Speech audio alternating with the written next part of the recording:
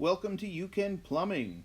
I'm Mark the Plumber, and today we're going to fix a broken handle on an outside hose bib, outside tap, whatever you want to call it. You know what it is when you see it here. Now, this is a little break that happened because this past winter I was impatient and I grabbed my pliers and I just figured I'll give it a little turn because it is frost free, so the water exit, you can use it in the winter. It was tight to turn. I should just grab my torch, but alas, it's not a hard fix.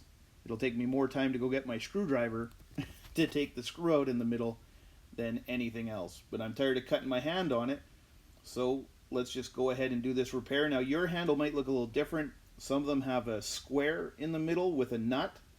The three main types are the square with a nut, and then the other two types look exactly like this one, where one of them has 12-point sprocket inside or a 16-point sprocket inside. Now, most hardware stores will have all three.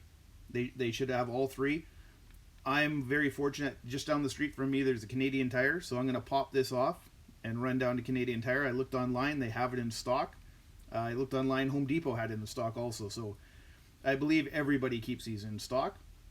But with that being said, let's get to pulling this apart. The beauty of this is it's just the screwdriver, so let's grab the screwdriver and let's get this undone. Now, always remember, you got to hold on to the handle or you'll twist it on. So it's nice and easy, lefty-loosey. So let's get this screw out of there. There we go. Almost. There we go. I dropped it, of course. There, see, just a short little screw. Now let's get the handle off. There we go. See, nice and broken. I did a good job there. Always put the screw back in. Remember, on the way in, righty-tighty. Just tighten it in. And now let's take a look at this. Now, it's hard to see how many sprockets are in here, but it looks like a lot to me. See, just click, click, click. You can feel them. Now, what I'm recommending is go inside, clean it up a little bit, take a look inside, and then bring this with you to the store. That way you can compare it directly to what you're buying. Now let's get going. I'm going to run to the store and get a new one.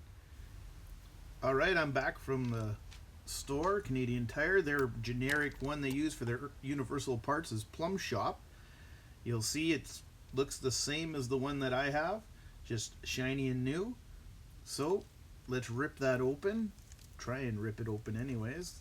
It's always so much more difficult than I think it's going to be. Just get that pulled apart. Get in there. Just zip locked in also. They really like to keep these safe. Here we go. Now you'll see it's all nice and shiny. We'll take the old screw out. You have to reuse that screw, so old screw, the screw. It's just sprockets. You'll see in there, there's the sprockets. Now, don't force it on. You got to slide it on, make sure it goes in nicely. Got to twist it a little. There we go. Now, always start the screw with your fingers. Make sure you get in there. You don't want to cross-thread it or wreck anything. Get it in there. This way, you don't really have to hold the handle. We'll tighten it on. Now, I'd also like to mention here that if it's really loose, the handle, you can always put a little Teflon tape on it to make those sprockets, because this is just a universal fit.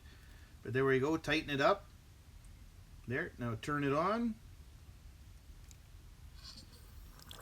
There we go, we got water. Always left is on, right is off. Righty-tighty, lefty-loosey. And there we go, if I turn it all the way off. These frost-free ones always make you think you don't have it turned off. But yeah, there we go. My handle, it's not super tight, but it's tight enough, and I'm not cutting my hand anymore. So now we have free-flowing water. My children and my wife will be happy. They won't be cutting their hands. So that's it. Now, I would appreciate if you gave me a thumbs up, a like, and if you subscribe, but I also would like you to comment and let me know if what I'm doing is what you'd like, if you'd like it done a little different. But either way, thank you very much for watching, and I hope you watch some of my other videos. And like I said, commenting and letting me know what you want to see done next is very important, because I'll do it. Anyways, until next time, thanks again for watching.